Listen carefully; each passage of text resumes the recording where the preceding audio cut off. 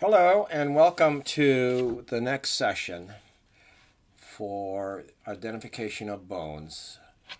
We have gone through the axial skeletal system, and now we're going to start on the appendicular skeletal system, which is that system that consists of the upper girdle, the pectoral girdle, the upper limbs, the lower girdle, which is the pelvic girdle, and the lower limbs.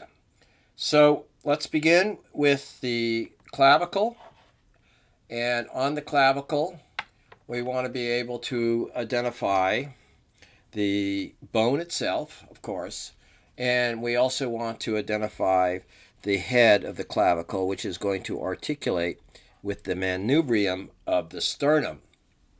So let's take a look at a picture first, and then we'll look at the bone itself. So here's a nice picture of the relationship of the sternum and the clavicle. So sternum, so this is anterior view. Here we have the clavicle bone, and you can see that it has this articulation with the manubrium right here in this corner, and then it extends along the shoulder, and then it makes another articulation, this time with the scapula. So actually, if you feel on your right here at just above the sternum, you'll feel a big lump there, and that is what you're feeling, is this the end of this, the clavicle bone right there. So let's go ahead and take a look at the structure of the clavicle bone. As we'll see in this image. Here we go. So this is the sternal extremity. In this case, they're using this, the term extremity. I'll show you another picture in just a moment from your textbook. And then we have here the acromial extremity. This would be what articulates with the scapula. This is what the end that's articulating with the sternum here. If we take a look at this end, or with this image, we have the same bone, the same orientation. Here, though, they're using the word end instead of extremity, same thing. Sternal end, acromial end. The sternal end, as you can see, here's the actual bone itself, is rounded and knobby looking, and that is this end here, whereas this, the acromial end, is got a very flat surface to it, so there's no knobbiness per se here. It's very flat, where this has this kind of knob sort of shape at the end of it. So this is my this is the clavicle, and this would be the anterior surface, and that's my posterior surface right there. Okay, so that's how it fits together, just like that. Okay, so let's go ahead. If you've got your bone worksheet, the appendicular skeletal system, you will see this image, and we can identify now, we can color in this end here, and we can mark that as the sternal end.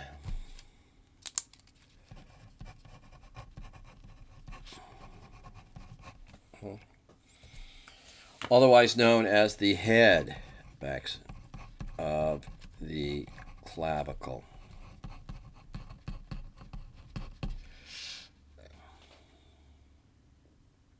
Okay, that's this portion right there.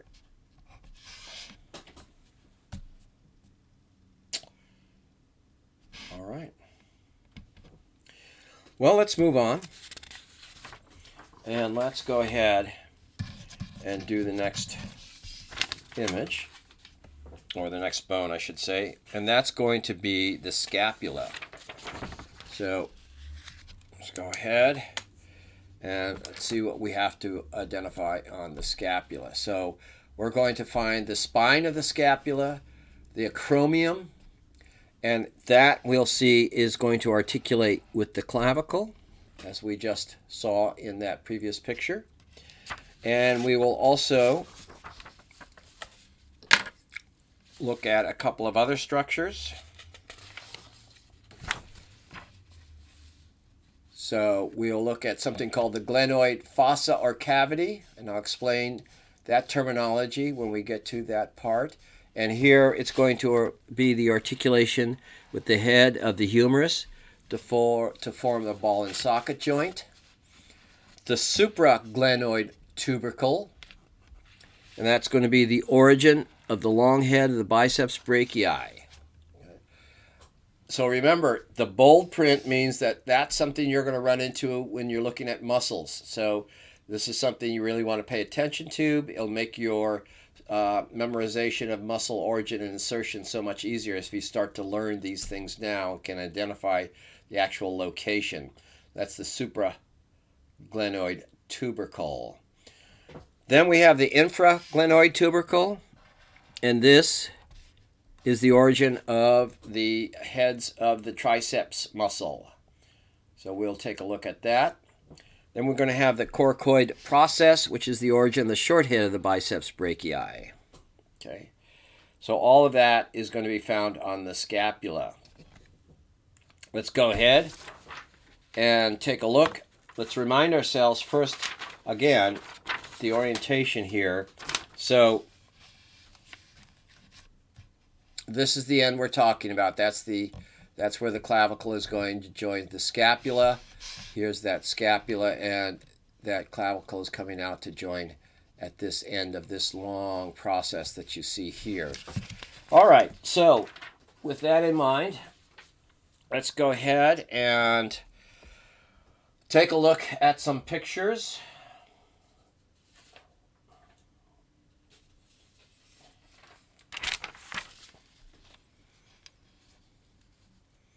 So here's a couple of pictures. So this is the medial, so this is anterior view. Now let me go ahead and grab our example, the bone. So we're looking at the bone in this way. So this is the orientation we're seeing here on this bone, like this. This is actually the anterior surface. This is the surface that's pressed against the back. So if you were standing behind somebody, this is the surface that you would not see. This is the surface that you're looking at if you're looking at somebody's back. This is the posterior surface. This is the anterior surface. Okay? And as you can see, we've got a couple of structures here. This structure that you can see right here, it's all by itself. It's this finger-like that hooks out here, right there. And that, as you can see, is called the coracoid process. So that's located right here. We also have another sort of flat projection right here. This is called the acromion, and we can see that part right here. This is where the clavicle is going to attach itself or articulate with this part of the bone right here at the end. So notice that this shape, if you look at it in this direction in particular, it looks like a wave that's curling. Here it is, it's rising up out of the ocean, it's going to fall on the beach, and that's the curl of the wave. At the end of that curl of wave is what we call the acromion. Now, if I take this wave and pinch it right here, that is going to be the spine of the scapula, where I'm pinching it. That area between my thumb and finger, that is the spine of the scapula. So all of this portion, the beginning of that wave. And here you can see that being identified in this image right here. So that's my spine, and that's the structure that sticks up here. So all of that is the spine of the scapula. What else are we looking at now? We're going to look at the glenoid fossa, the supraglenoid tubercle, the infraglenoid tubercle. Those three things are all clustered together in one location. If you're looking at the bone, this smooth surface that you're seeing right there, that is the glenoid cavity. Okay? Also called the glenoid fossa. Now your textbook is not making a distinction here between glenoid cavity and glenoid fossa. And because the textbook is not making that distinction, we're not going to make a distinction between those two terms either. But keep in mind, there is, in fact, a difference. So let me remind you what we're talking about here. The glenoid cavity or glenoid fossa. These two things are actually different, separate things. The fossa is this surface. It's this concave surface. That's the actual fossa. And the cavity is the space in front of it. It's the space in which the head of the humerus fits into. So now the humerus is filling up the glenoid cavity, and it's articulating against the glenoid fossa to create that ball and socket joint, okay? But your textbook is not making that distinction. It's calling this one and the same thing. So we're going to do the same thing, even though there is a difference between those terms, okay? So if we're looking at this, we have a little lumpy part of the bone just underneath it here, and another slightly lumpy part of the bone just above it right here. Those two places. And if you look here, they're not actually identifying that in this image. So we're going to have to use a better image. And let's see if we can... Yeah, this one is actually being called out here. So this is our friend Netter. And as you can see here, the top part of that is the supraglenoid tubercle. And the bottom part, there it is the infraglenoid tubercle. So just above that flat surface is the supraglenoid tubercle, and just underneath it is the infraglenoid tubercle. So coming back then to the image, or to the actual bone itself, supra-infraglenoid tubercles. Okay, right there. And then that surface, smooth surface indicating what? Cartilage. A pad of cartilage sits on that, and that allows that friction-free joint to be formed with the head of the humerus. Okay. The last thing on your list is the coracoid process, and we've already identified that, but we'll do it again. And that's located right here. And so that kind of arches over. That's like a finger that's kind of arching over this space and helps to create the cavity, in fact, that we call the glenoid cavity. So the end of this, the spine, the very curl of the wave, the acromion part, and the coracoid part helps to create that space in which the head of the humerus is going to fit. Now that's an open ball and socket joint. We have a lot of movement there. We can get a lot of movement of the arm in that ball and socket joint. And it's designed that way because, remember, we want flexibility here. We're not interested in a great deal of strength there. So we're going to push everything in the direction of flexibility. All right, let's take a look and see if we can find all of these structures on our sheet and name them. So get this out of the way. So I've got a series of pictures here. Let's start with this one right here. And I'm going to go ahead and color in this space in yellow. Okay. Then I'll use a couple of other colors to identify that space there and that space there. Okay. And then we want to also identify this. We'll do that in pink. And we've got some green going here, so we'll do that. There, okay. And that's going to correspond to that. That's the green part right there. Okay. And let's go ahead and name those areas. So let's start off with the green here and here. And that's our acromion.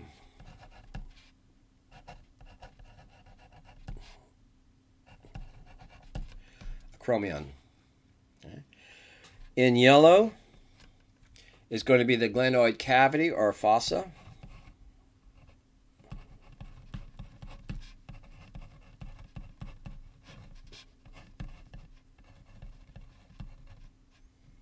That's fossa. Okay. This structure right there is going to be the coracoid.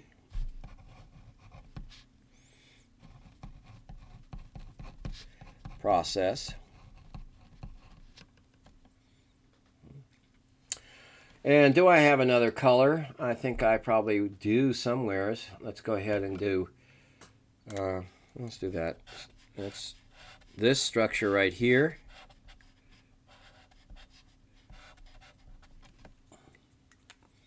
That's going to be the spine.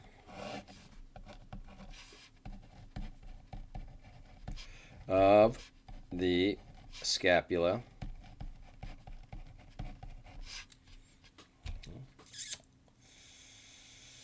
And we got to name those there. So there,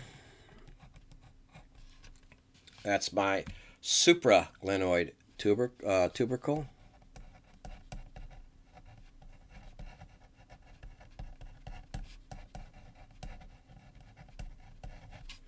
And this one down here is the infraglenoid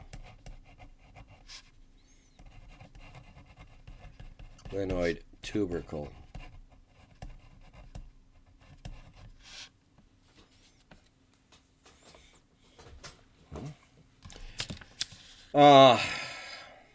Yeah, that pretty much does that. This picture, we can pick up some of the same colors. So in yellow, very thin layer of yellow, indicating that structure right there. The green, the light green anyway, where did my light green go? Here it is. Okay. Would be the end out here. The coracoid process is not being identified there as being hidden, but we do have this part right down here, which corresponds to that. Okay. And of course we have all of this, which is the spine. Okay. So there it is. That's the scapula. All right. What's next on the agenda? Well, what's next on the agenda is, in fact, the humerus. So let's take a look at that. So the humerus has a structure that's called the head. It'll be easy to find. And that forms the shoulder joint. We have something called the lesser tubercle.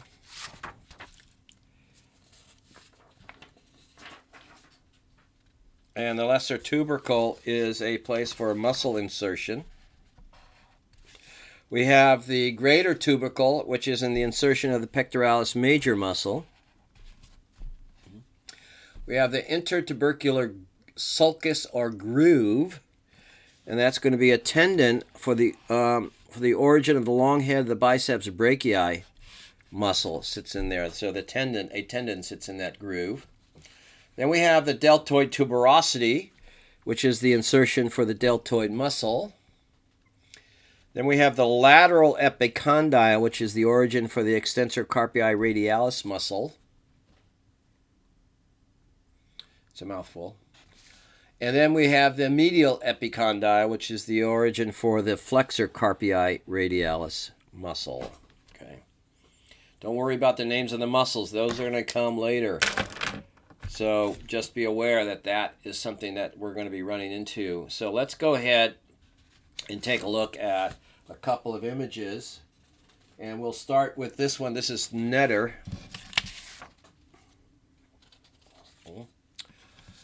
And here's my humerus.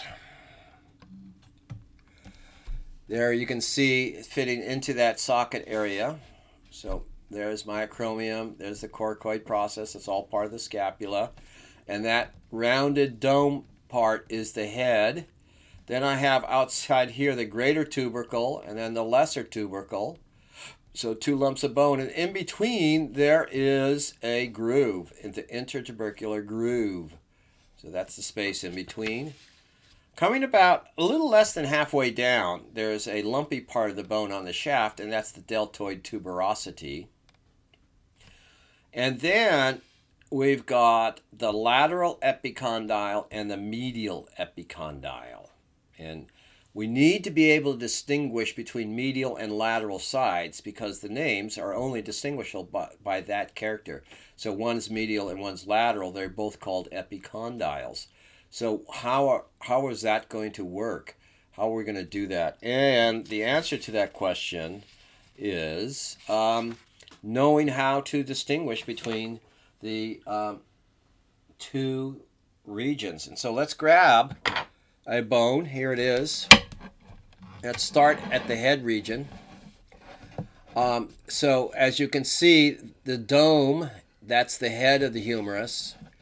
And then I can see, it's not the best lighting in the world, but I can see clearly here a rough, enlarged surface. That's the greater tubercle. And then a slightly smaller one right next to it.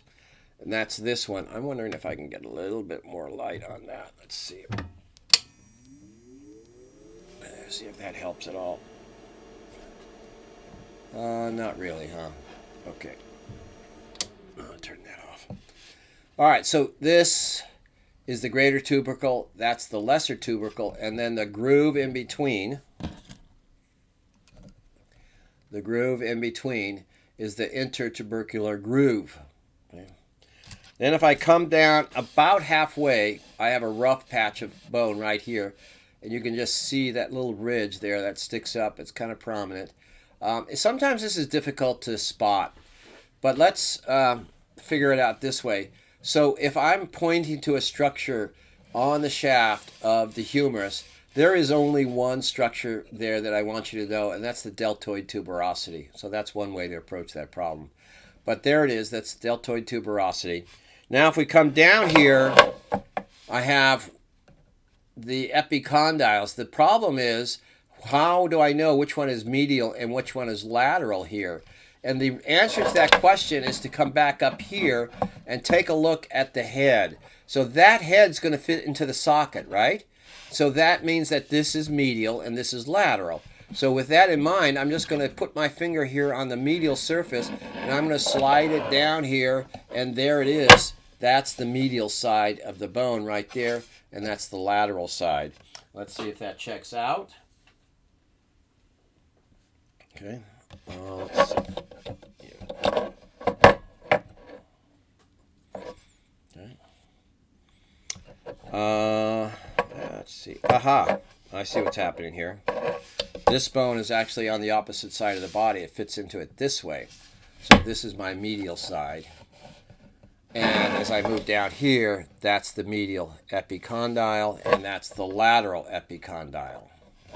So the bigger one, that's another way to identify that. The bigger lump is the medial epicondyle, and the smaller lump of bone is the lateral epicondyle. So this is that side of the arm. I had placed this on the wrong side of the body.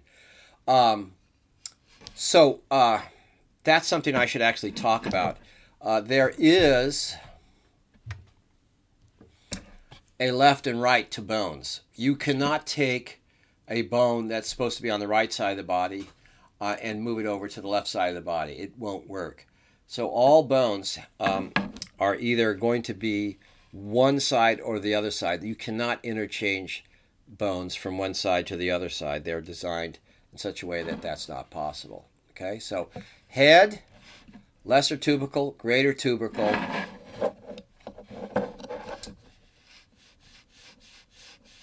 deltoid tuberosity, medial epicondyle, lateral epicondyle. Right? And here we can see that once again. So greater tubercle, lesser tubercle, intertubercular groove, the head. There's my medial condyle, and there's my lateral condyle. Okay? Okay, well, let's grab a picture, an image, and go ahead and use that to fill in the information. So here we are. And again, we're going to use our colors. So we're going to use this. This is going to be our pink. Pink. Okay.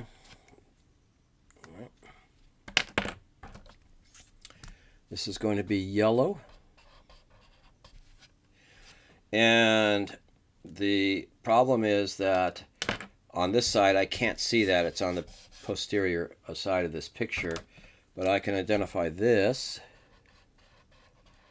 Okay, and that's this. Okay. And then let's come down here. We can use same colors here, there, and there. And so this and that. Okay. And let's do this groove. Let's bring that groove in there. There's a groove right there. Okay. All right, let's do it. Let's label this. So this is going to be my head.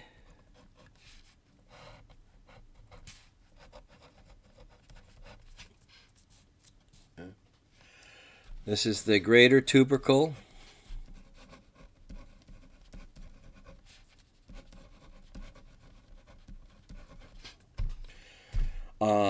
This is my lesser tubercle.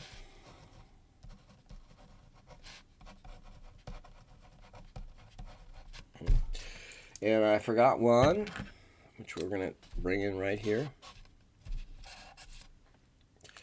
That's my deltoid tuberosity.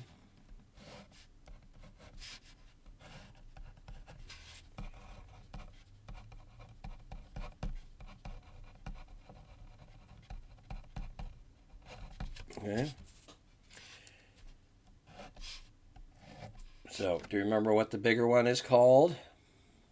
It's my medial, epi, condyle, and then on the outside here, lateral, epi, condyle, and my lateral, epi, condyle. Okay. Oh, forgot one thing here. The groove. That's the intertubercular groove, right? The intertubercular groove.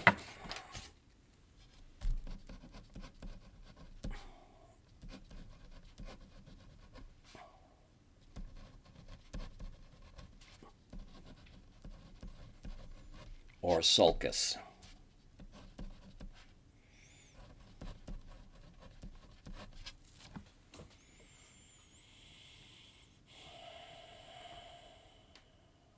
So there it is.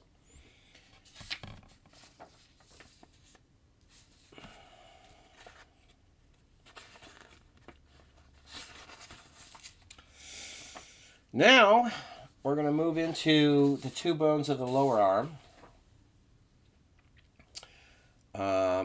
Here is, in fact, why don't we do this? Let's reinforce this. So these two pictures might be helpful too. So let's keep the same color combinations going here. So we're going to do pink. By the way, this is page 5 of the appendicular skeletal handout. Okay. Then green was the greater tubercle.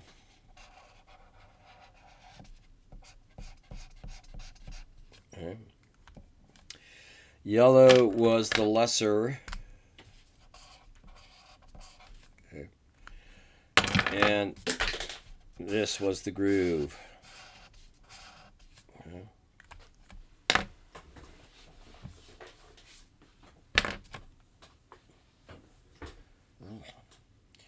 And then down here, again, keeping the same color scheme so you can reference the picture. Pink here.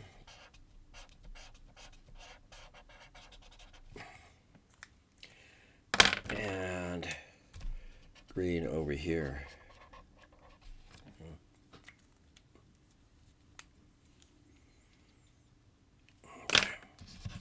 That's page 5. This was page 4, by the way. Okay.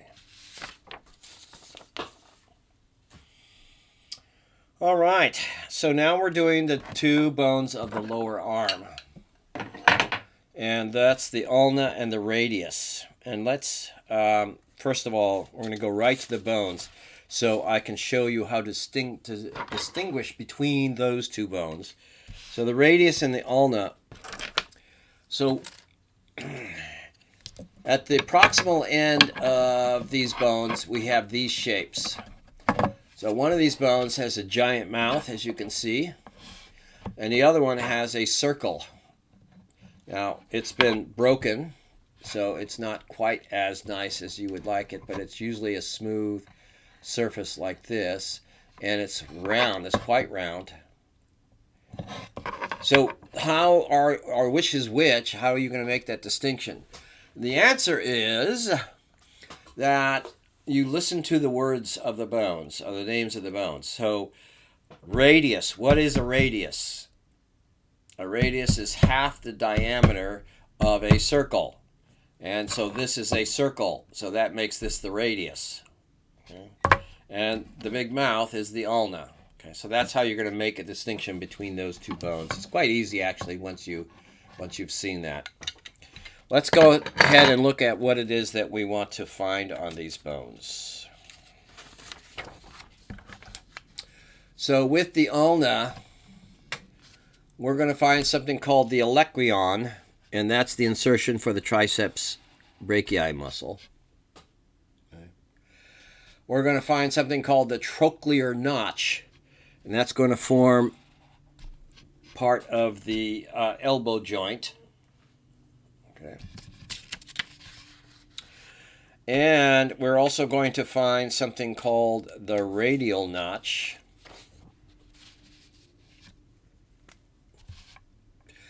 And that's going to articulate with the head of the radius. Then we're going to find the ulnar tuberosity, which is the insertion for the brachialis muscle. And then we're going to find something called the cornoid process of the ulna, and that's going to articulate with the trochlea and helps to form the elbow joint. Okay. All right, well, let's take a look at some pictures and see if we can identify this stuff.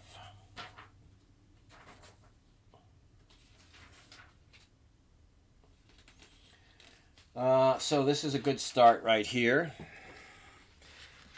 So this is the proximal end of the two bones were in question, and the distal end of the humerus. So there's the humerus, and this is the proximal ends there, and this is the anterior view, and this is posterior view. So we're going to spend a little time talking about this joint because it's kind of an interesting joint here. It's a pretty flexible joint. It gives us a range of movement. And then this is the posterior here, okay? And that's the radius. You can see the roundness of that head. And then this is the other one, the ulna. We can still see the roundness of that head. Let's take a look at another image. This one is not bad here, so we'll take a look at that. So this is a close-up of the joint, the elbow joint. Again, this is my humerus. Okay. There's my medial condyle. And then we have these smooth articulations. These are the condyles for the humerus. And you notice that mouth feature, this mouth feature, fits around the humerus like that. And so we can get this kind of movement here. And then right next to it is the head of the radius. And that's also articulating with the humerus, but it's not forming that mouth-like feature. It's just flat surface that articulates. So we get this kind of arrangement of the two bones like that, with this one forming or cupping, I should say, a cupping structure around the humerus, and this is just the flat surface. So both of these bones then can have a sort of a hinge-like movement at the elbow. And why don't I just go ahead and bring in this. Okay. Now we might have a problem here in that these two bones are not matching up. So these are from different parts of, I didn't pay attention to that. This is from different parts of the body. We're trying to mix left and right bones here, and it's not going to work. But this bone fits there, and I can get this movement here, okay, that hinge-like movement, and this would normally fit here. I can also get that hinge-like movement there. But notice that this one can also spin like this, okay? This one is not going to spin because it's got that mouth that fits around there. There's no spinning, this one. So this is going to remain stationary. And that's where we get this movement of the arm. So I can do this movement of my arm because of this joint that we've just constructed here. Because when this moves this way, I'm flipping my arm over, okay? So one of the tricks that I use to remember where the radius and the ulna are located is this little secret right here. So I remember Teddy Roosevelt. Teddy Roosevelt. So T stands for thumb, Roosevelt stands for radius, okay? And then PU, pinky, and ulna. So the ulna is on this side. Now watch what happens when I flip my hand. So here's my hand in correct anatomical position. So the two bones are now parallel to each other. And what I'm going to do is I'm going to flip my hand. And what's happening is the ulna is staying more or less stationary, and the radius flips over it. The radius flips over it like that. And that's because of this joint that I just demonstrated for you. The radius is able to do that because it can slide, can rotate in that joint. It can do this when I bend my elbow, but it can also do that. Okay, so that's what creates two very useful movements in the elbow. This movement, you can't really see that, but I'm moving my arm up and down like that, and this movement. And I get a lot of flexibility out of that joint because of the way it's constructed. Okay? I think I have some pictures that might help us see that a little bit here.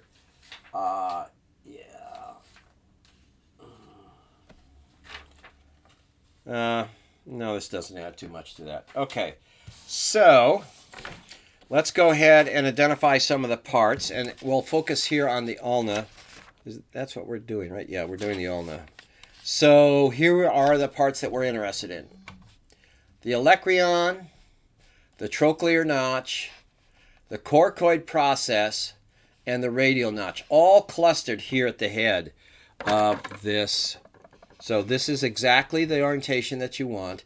So this is the olecrayon, is this part. So this, can you see that? This, when you touch your elbow, that is the olecrayon. You're touching this part of the bone when you tap your elbow. So when I tap my elbow like that, what I'm tapping on is this part of the bone right there, okay?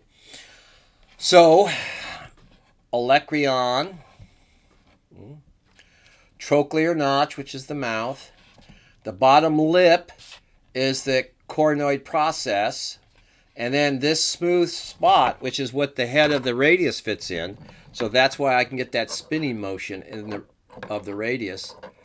That's what they call the radial notch. And then underneath everything, you see that rough patch right there. That indicates connection to connective tissue. That's the ulnar tuberosity. So just about everything that we wanted to identify in terms of landmark on the ulna is all located up here in this region right here. So it's a very busy sort of region of the bone. And let's see if I can go ahead and we can find a decent set of pictures to help us with that. Yeah. So I'm going to look on page 9. Page 9 of the handout. And we've got this image right here. So this is a nice little image. We capture all of everything that we need on this image right there. Page 9. Okay. So let's go ahead and use our color palette. So here we go in the back here. This region right here. Okay. We're going to identify that. We're going to identify the notch.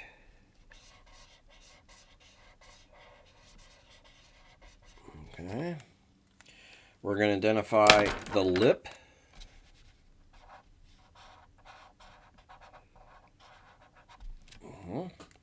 We're going to identify, what color am I missing here? Yellow.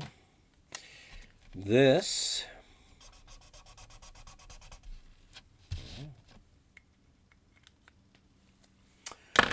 And we'll finish up with blue down here. Okay. Got them all there. Let's go ahead and put some names to that now. So this is the olecranon.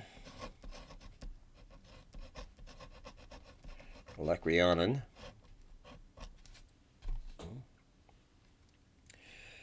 This is my trochlear notch.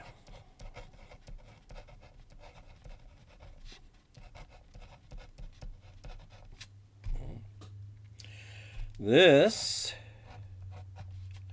is the coronoid process.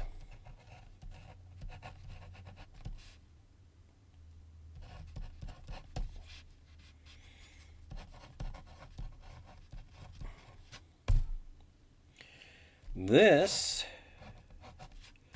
is my radial notch.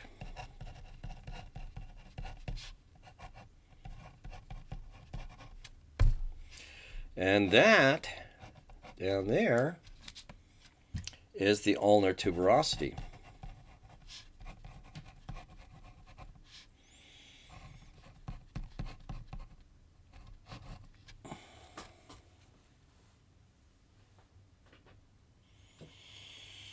Again, this is page 9 of the handout, the appendicular skeletal bone handout. This is the ulnar. Alrighty. Cooloramas. Let's move on and talk about the radius. And set this aside. So the radius is we're going to find the head of the radius, which articulates with the capitulum of the humerus, helps to form the elbow joint. The radial tuberosity, which is the insertion of the biceps brachii muscle. The ulnar notch of the radius, and this is going to articulate with the head of the ulna. Okay, and I think we have one other structure. Uh-oh, get things out of wacko here.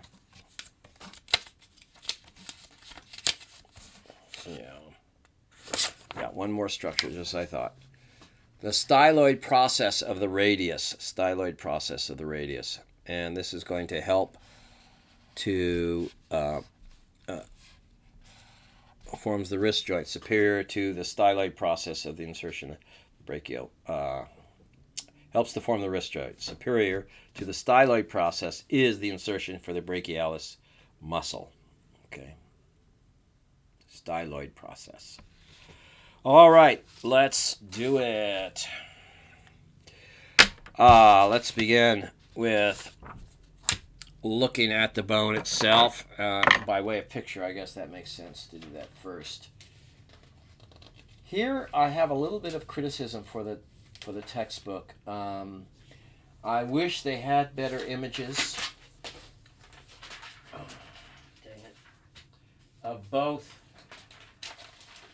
I wish they had better images of both the humerus and the radius. They always show, and it seems like this is common to most textbooks, they always show the two bones together rather than separately, which to me is a little unfortunate. A little hard to see some of the structures that you want to identify. Nevertheless, here we are. So let's make sure we've got everything that we want to identify in this image. So starting with the head of the radius, and that's the circle part. That's the head of the radius. Let me get that in focus. There we go. So that's the head of the radius. The ulnar notch of the radius, so that's a little bit difficult to see because it's hidden right down here at the distal end of the bone. So This is the ulna coming down. As you can see, it's going to articulate with the bottom or the distal end of the radius. And there's a little notch right here, which is being hidden by the fact that the head of the ulna actually sits in that location.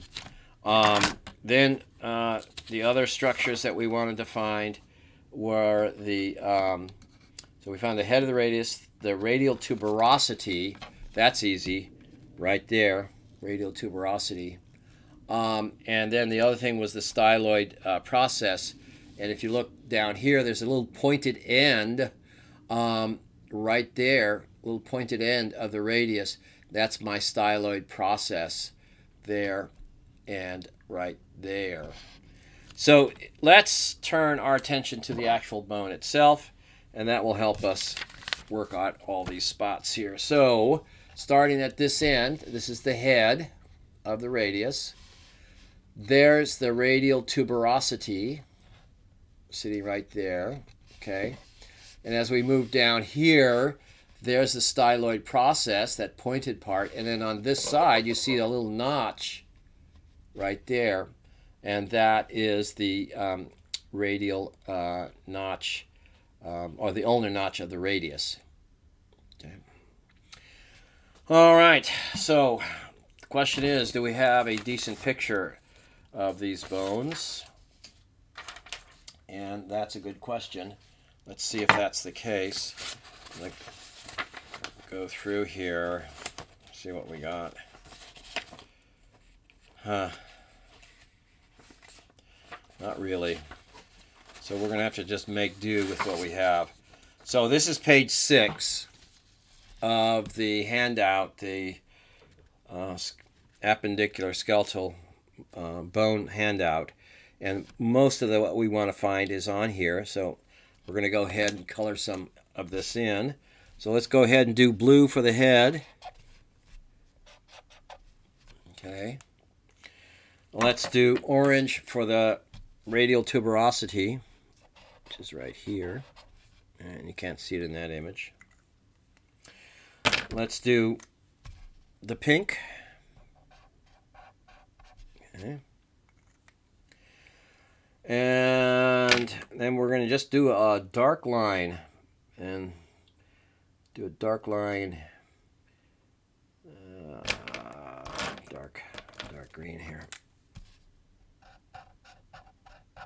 That location is where we're going to see the ulnar notch of the radius. All right, so let's do this. This is going to be my head. My head. That'd be the head of the radius. This is the radial tuberosity.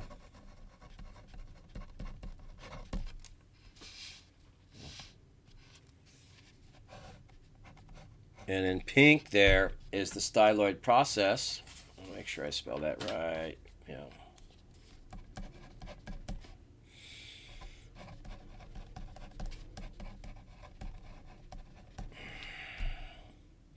And then we have the, in green here, hidden underneath the distal end of the ulna is the ulnar notch of the radius.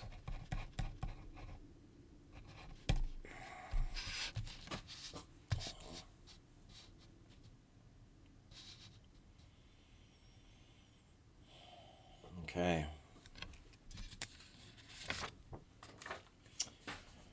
Oakley dokleys. So that's 28. Let's move into the last part of the presentation for the upper limb, and that is the hand. So we're going to look at carpal bones, metacarpal bones, and phalanges. So let's go ahead and do that with the hand. So the carpal bones are these set of bones right here. Those are the carpal bones. And there's a total of 8 of these bones. And they are formed in 2 rows of 4. Right? So that's your carpal bones. One interesting thing is if you look carefully, you see I have these 2 ridges that come up. These are part of the carpal bones, these little processes here. And it creates this valley between them, and that's your carpal tunnel. So there are tendons that are coming from the arm, from muscles in the arm that pass through here and are connecting to various digits in the hand, and that's where you can irritate those. So the tendons are moving back and forth over the surface of these bones, and if you're bending your wrist like this and moving your hands, those tendons are now tight against these carpal bones. As you bent your wrist back, you put tension on the tendons, they're now rubbing on those bones as they move, as your fingers move, those tendons are moving back and forth. And if you do that long enough and persistently enough, then they get irritated because they're not designed to rub so vigorously on these bones. So if you're looking at your computer, you want to have your wrist bent down a little bit as you type on the computer. And that relieves the tension here, keeps those tendons away from being tight against these bones, and you can prevent yourself from getting a carpal tunnel syndrome. Okay. All right, so these are the carpal bones. I will not ask you to memorize each of the names of these bones. I used to do that when I was young and fearless. I don't do that anymore because now I'm old and meek. But those total of 8 bones are called the carpal bones. And then we have 1, 2, 3, 4, 5 bones. Those bones are actually the palm of your hand, so they fit in like this. Okay, so that kind of orientation. And these are called the metacarpal bones, and they're numbered, starting at the thumb. You always start at the thumb in this numbering system. 1, 2, 3, 4, 5. So you can identify each individual bone by a number. So this would be the 2nd metacarpal, this would be the 5th metacarpal, this would be the 1st metacarpal bone. Okay? Always starting at the thumb. And the numbering system is Roman numerals. As you can see, I've done that. I've used Roman numerals 1 through 5. Okay? And then we get to the digits, the phalanges. And except for the thumb, we have 3. Proximal, middle, and distal. Proximal, middle, and distal. Proximal, middle, and distal. The thumb only has 2, proximal and distal. And again, the numbering system is exactly what we talked about looking at the carpal bones. Number 1, 2, 3, 4, and 5. You can identify each of these bones by designating a number and location. So this is my first phalangeal bone. This is my first proximal phalange bone, First proximal. This is 2nd proximal, 3rd proximal, 4th proximal, 5th proximal. This is my first distal phalange bone. This is my first distal, 2nd distal, 3rd distal, 4th or 5th distal. So this is 1, 2, 3, 4, and 5. Distal phalange. Now, for the middle phalange, you start at number 2 because this is the second set of bones. You would not say first middle phalange. You would say 2nd middle phalange, 3rd, 4th, and 5th middle phalange. There is no first middle phalange because there's only 2 here in the thumb. Another word for thumb is pollex. So as you can see here, the term pollex, that's a fancy word for thumb. Now, what I would expect you to do is to be able to identify any of these metacarpal bones or phalangeal bones with that numbering system. So if I had a picture and I numbered the picture 1, 2, 3, 4, A, B, C, whatever, then and I pointed to one particular of these, you should be able to identify what combination that would be. So if I pointed to that one, the answer would be 1, 2, 3, 3 middle, third middle phalange. Okay, so that's my expectation for you on the exam. Okay. Coolio. So that's the upper limb. The next lecture will be on the lower limb, and then we'll be done with the presentations of bone identification. I will see you in the lower limb.